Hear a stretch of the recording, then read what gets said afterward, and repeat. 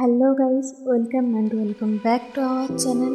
আমি পাপড়ি, আপনাদেরকে আমার এই ব্লগে অনেক অনেক অনেক স্বাগত। আপনারা দেখছেন পাপড়ি পালস ব্লগ। তো শুরু করা যাক ভিডিওটা। তো সকালে প্রথমে উঠেই আমি ব্রাশ করে রেডি হয়ে ফ্রেশ হয়ে চাটা খেয়ে ঘরে এলাম। ঘরটা পরিষ্কার করতে হবে, তো সেই জন্য প্রথমেই আমি ঘরের জানলাটা খুলে নিলাম, যাতে একটু বেশ হাওয়াটা পাস হয়, ঘরের গরম হাওয়াটা বাইরে যাবে আর ঘরটা একটু ফ্রেশ লাগবে। তো আমার ওখানে একটা গাছ আছে, ওই গাছটাকে একটু রোদে দেওয়া দরকার, সেই জন্য আমি জানলাটা খুলে রোদে দিলাম। এরপরে সব থেকে মেন কাজ যেটা হলো বিছানাটা পরিষ্কার রাখা। এবার কি বলতো, বিছানাটা যদি পরিষ্কার থাকে না, তো মনটাও দেখবে কোথাও একটা বেশ পজিটিভ ভাইব দেয়। তো সেই জন্য আমি সর্বপ্রথম বিছানাটা পরিষ্কার করি। আমি প্রথমে সব কিছু বিছানা থেকে তুলে নিলাম। তারপর আমি বিছানাটা কিন্তু টান টান করেই পাতাছিলাম, কালকে চাদরটা চেঞ্জ করেছি, সেই জন্য আমি উপরে ঝাড়ুটা দিয়ে দিলাম। ঝাড়ু দেওয়ার পর আমি সব বালিশগুলো আবার সেই আগের জায়গায় রেখে দিলাম। তো চেষ্টা করবো যতটা কম সম্ভব বিছানাতে জিনিস রাখার। আমি খুব কম জিনিসই রাখি। তো ব্ল্যাঙ্কেটটা দিয়ে দিলাম, আমি নিচ থেকে ব্ল্যাঙ্কেটটা রাখি, আমার ভালো লাগে, জানি না কেন। তো দেখো ঘরটা এবারে কত সুন্দর লাগছে, মনে হচ্ছে একটু বেশ সুন্দর লাগছে, তাই না? এবারে যেগুলো টুকটাক কাজ করা আছে সেগুলো একটু তাড়াতাড়ি করে নিলেই হয়ে যাবে। যেমন ড্রেসিং টেবিলটা আমি পরিষ্কার করছি এখন। তো সব কিছু প্রথমে সরিয়ে নিলাম ওখান থেকে।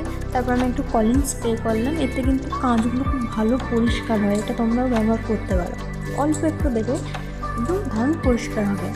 তো শুধু কাঁচটা পরিষ্কার করবে দিয়ে চলে যাবে সেটা কিন্তু করবে না, ওর আশেপাশগুলো একটু একটু করে পরিষ্কার করে দেখবে জিনিসটা অনেক দিন যাবে।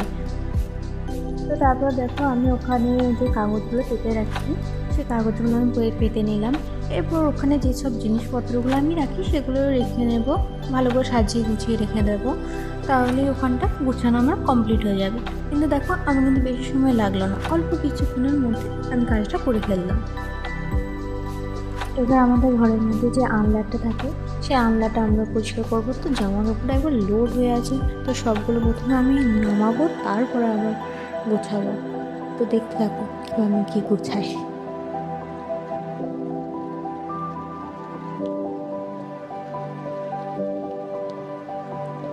আর এই যে প্রত্যেকটা বাঙালিদের ঘরে এরকম একটা হ্যাঙ্গার থাকবে, যেখানে একদম জামা কাপড়ে ভর্তি হয়ে থাকবে। তার মধ্যে আমি যে জামা কাপড়গুলো কাচবো সেগুলো আমি নিয়ে নিলাম।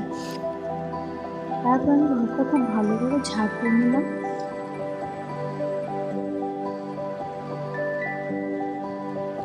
আমার মনে হয় শুধু ঝাড় দিলেই ঘর পরিষ্কার হয় না, তো সেই জন্য আমি যতবার ঘর ঝাড় দিই ততবার কিন্তু আমি ঘরটা মুছিয়ে নিই, তাতে যতই কম সময় থাকুন না কেন। এরপর আমি কিছু কেচে রাখা ছিল, সেগুলো আমি মেলে দিয়ে এলাম ছাদে। তারপর ঘরে কাগজটা আমি দিয়ে দিলাম।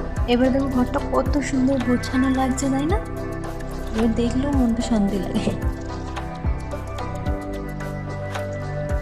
এরপর খাওয়া দাওয়া করে বসে বসে একটু রোদ নিচ্ছিলাম, এরপর চান করতে যাব।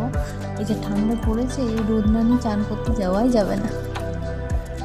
এরপর চানটা আমি করে এসে আমি যেসব স্কিন কেয়ার প্রোডাক্ট আছে সেগুলো ইউজ করে নিলাম। শুধু তো রুমের যত্ন নিলে হবে না, স্কিনের যত্নও নিতে হবে, তারপর বিশেষ করে শীতকালে এটা তো মাস্ট। তারপর ছাদে আমার যে জামা কাপড়গুলো আমরা মিলে দিয়ে এসেছিলাম সেগুলো শুকিয়ে গেছে দেখলাম, তো সেগুলো তুলে নিয়ে এলাম। আর তুলে আনার সময় আমি এই যে এই জিনিসটা দেখতে পেলাম, তো কত সুন্দর করছে এই বাচ্চা মেয়েটা। আর আমি সবসময় চেষ্টা করি যে এই জিনিসগুলো আমি ছাদ থেকে তুলে আনি সেটা সঙ্গে সঙ্গে গুছিয়ে রেখে দেওয়ার। আমি সেই মতো গুছিয়ে নিলাম আগে, আর সেটাকে নিজের জায়গাতে রেখেও দিলাম। সকাল থেকে যদি 1 ঘন্টা সময় হাতে নিয়ে এই কাজগুলো করতে লাগো না, তাহলে দেখবে খুব তাড়াতাড়ি কাজগুলো হয়ে যাচ্ছে, অথচ ঘরটা দেখতে সুন্দর লাগছে, তাই না? তো ভিডিওটা যদি ভালো লেগে থাকে লাইক, কমেন্ট, শেয়ার, সাবস্ক্রাইব করে রাখবে। আর আমার এই ভিডিওটা তোমাদের কেমন লাগলো অবশ্যই কমেন্ট করে জানাবে। তো চলো টাটা, রাধে রাধে।